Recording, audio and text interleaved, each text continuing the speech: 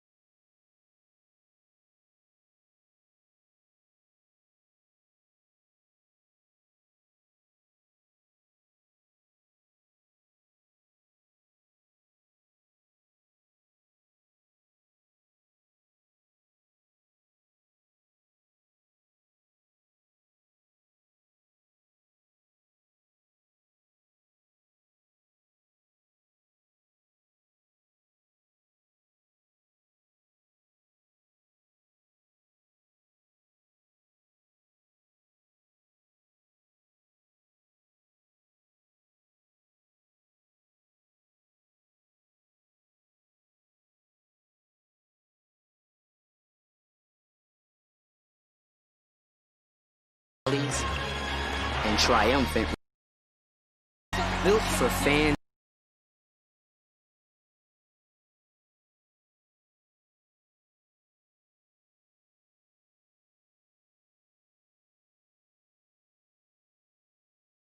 Manager joining us now.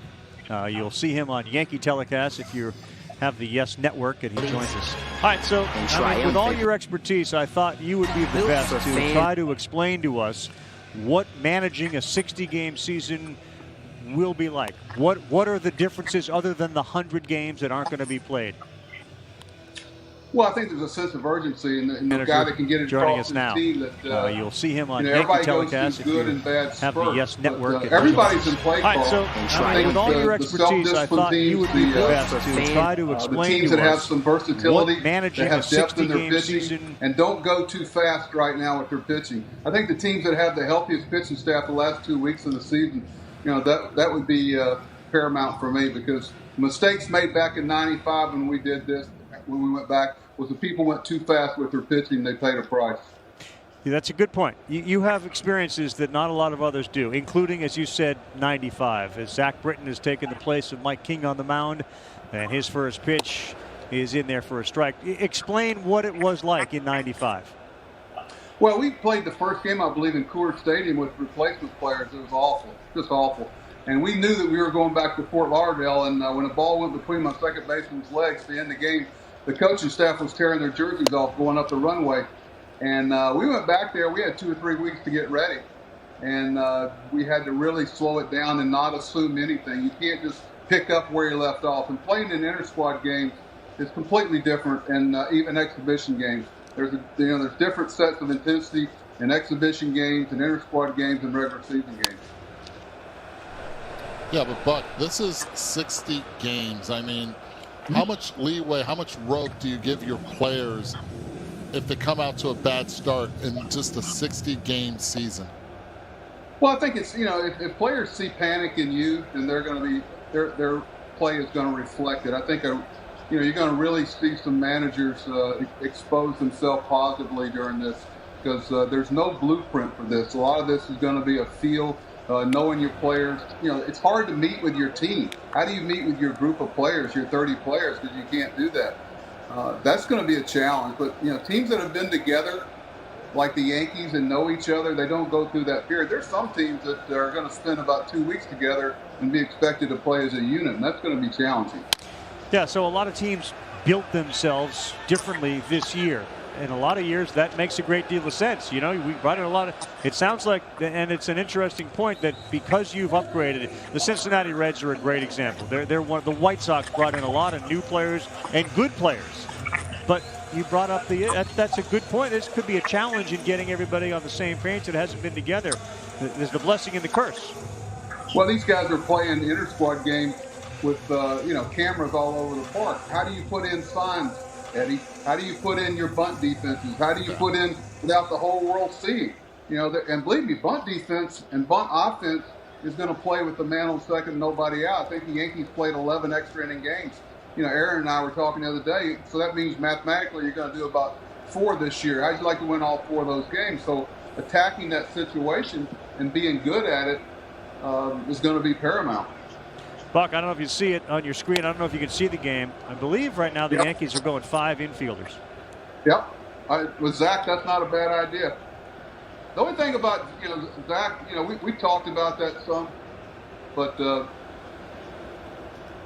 anything that kind of throws some things out of whack psychologically with him, but he's a different guy now. He's matured. You could play 10 of them in the infield if they allowed it, and he'd be fine. So he's going to be fine with it. And this is a great time to experiment the way it looks and the way it feels.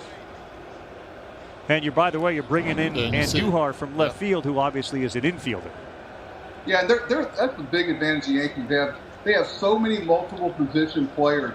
With the exception of shortstop, they're in great shape for their what-if.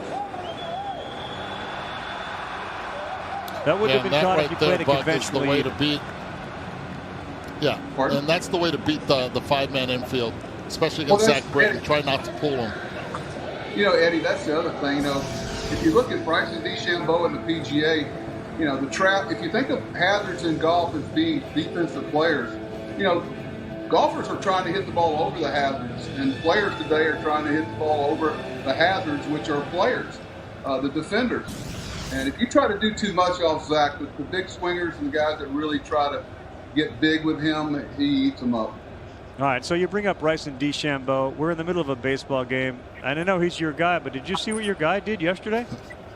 Well, he didn't make the cut. I've had a 10 before. What's wrong with that? He had a 10. How'd you make 10? Eduardo, How'd you make 10? I made an 8-footer. He went all tin cup yesterday, Eddie. He was on a par 5. He was in grass up to his knees. Then he had a 5-wood in his hands, and he dropped a ball, and he hit it out of bounds. He dropped another ball, hit it out of bounds, dropped another ball. You couldn't see the ball. Hit that one probably 15 yards inbounds. Made it 10. Carl, you played with me. Ouch. Why is that so amazing to you? What was amazing was the determination. If you watched it play out, give me another ball, and he would drop it, and he drops it in a barrel of hay. You couldn't see the ball. He didn't look for another club. No, that was interesting to watch. It's the entertainment factor we're looking at. I'm just sad that we can't watch it for 2 more days. It was high. All right, so you're obviously working for the Yes Network. They bring in Garrett Cole. How did the Yankees not win the World Series? How do they not get to a World Series? Carl, you can look at teams that have lost 90 games, 100 games. This year, everybody's in play. Even those 90, 100 lost teams went through a 2 or 3 week period, maybe a month period, where they go, hey, we're not that bad. We might be able to get this thing going. And everybody's in play. They get a couple of injuries. They go through that spell early. You guys talked about the competition they're facing. We all know that the schedule's never been a level playing field. Everybody's competing for the wild card, but yeah, we're playing different competition. I still have hope that they'll solve the schedule at some point in my lifetime. You talk to Aaron Boone a lot, Buck. What are his strengths? What makes him good for New York? Well, not a lot. He calls everybody. Aaron going, what am I missing? What am I doing? He's talking to his AA and AAA managers about the strategy of first and second. I mean, a man on second, nobody out in the extra inning. He's on top of things. I think his time on the air helped him a lot dealing with the media. He comes from great background with his dad and his brother and the baseball family. And Brian Cashman's done a great job of picking managers. He really has. They've had quite a run of solid guys. Pete Alonso bats for the Mets here. Runner on second base is Alonso bats, and we saw his strength in his last at bat. He got jammed on a pitch and was able to put it in the left field for a single. Hey, what do you guys got on the noise being piped in? Well, I kind of like it as a fan's perspective, but watching the game. I know it comes from MLB The Show. They're going to do it on all 30 ballparks. MLB is asking for every organization to do it. I think the players, after a while, are going to get used to it. I'm actually wondering when those fans behind the catcher are going to start moving and for 7th inning stretch, but that's what I'm waiting on. Well, Eddie, let me ask you a question. Who controls the volume level? You don't think some of these teams will make it real loud when you're in a communication point when the ball's coming down on a pop-up? Like, who's going to control when they boo and when they don't boo? Home team controls. That goes upstairs, a home team. But think about it. You're playing in an indoor stadium. Who controls the volume level? Well, you could argue 12th man in Seattle. Who controls the volume of the fans? You don't have fans, but those people make it miserable for the visiting team. Yep, it's a good point. Let me ask you this, Buck. Because you think of everything, and that's one part most likely as a manager. Would you have input? Would you want input on also the fan noise level? Oh, I would never tell that, Eddie.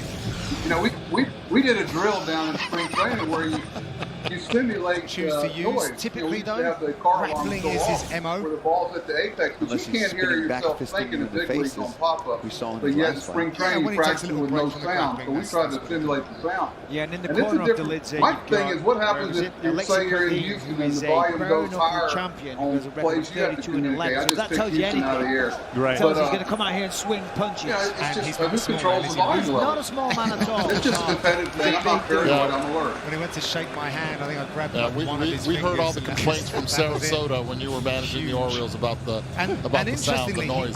The neighbors were not too happy in spring training. Yeah, the key was to get done with the drill before the kids got there.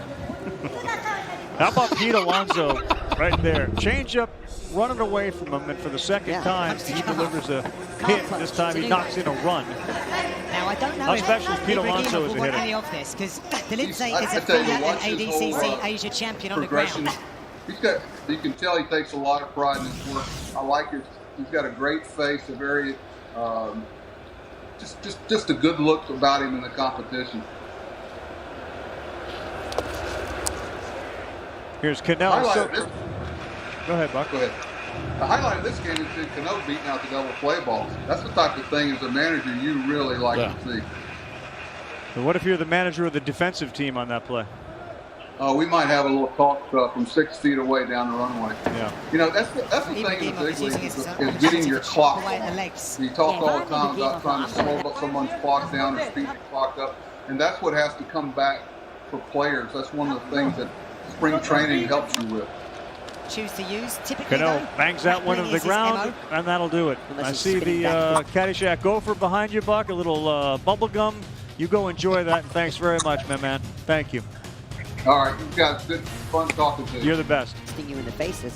We saw Take care, bud. Yeah, when he takes a little break from the grappling, that's when we started our business, we were paying like an arm and a leg for the postage. I remember setting up ShipStation. I think it was just like 1 or 2 clicks. Everything was up and running. I was printing out labels, saving money. ShipStation saves us so much time. It makes it really easy and seamless. Pick an order, print everything you need, slap the label onto the box, and it's ready to go. Our cost for shipping, like, were cut in half, just like that. ShipStation, the #1 choice of online sellers. Go to shipstation.com/TV and get 2 months free. Introducing the future of fitness. It's every class you can imagine, live. Welcome back to the mirror. You've got this, John. And on demand. It's boxing, cardio,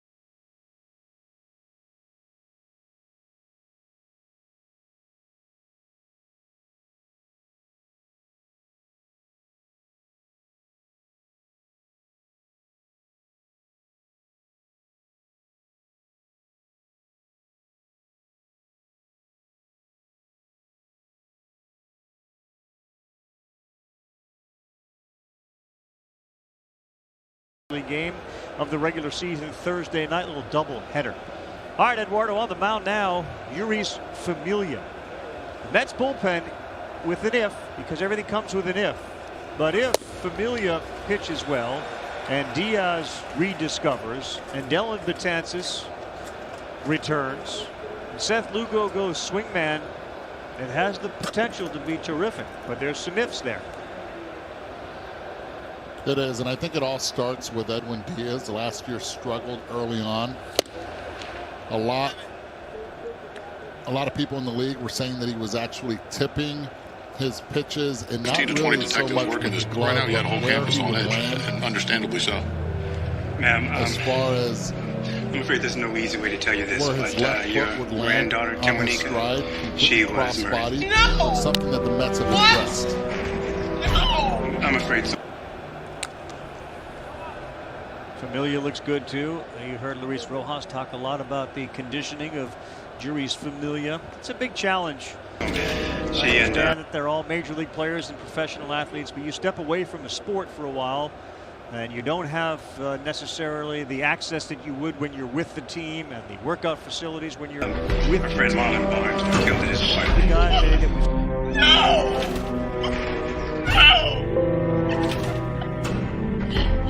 He wasn't the only victim. Timonica Lumpkins was with them also. Oh, God, no! Why? That's our job to find out why. It was just devastating.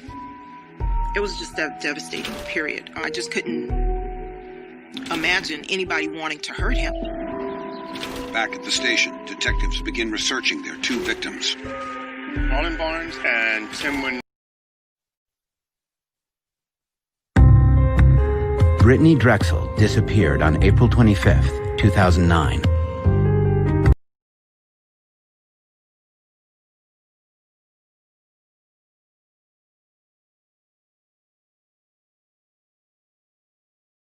Missouri.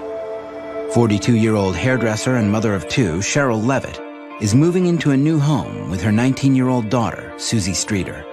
They're downsizing to a more modest home on Delmar Street after Cheryl's recent divorce. This is small.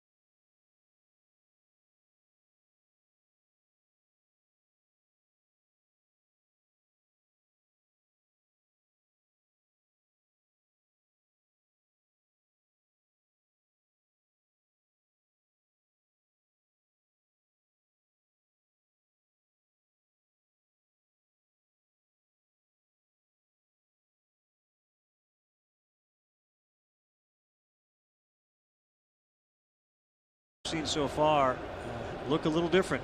They have done a great job staying in shape, and that seems like it's something you should expect, but as you know, being around them, it's not always the way it is.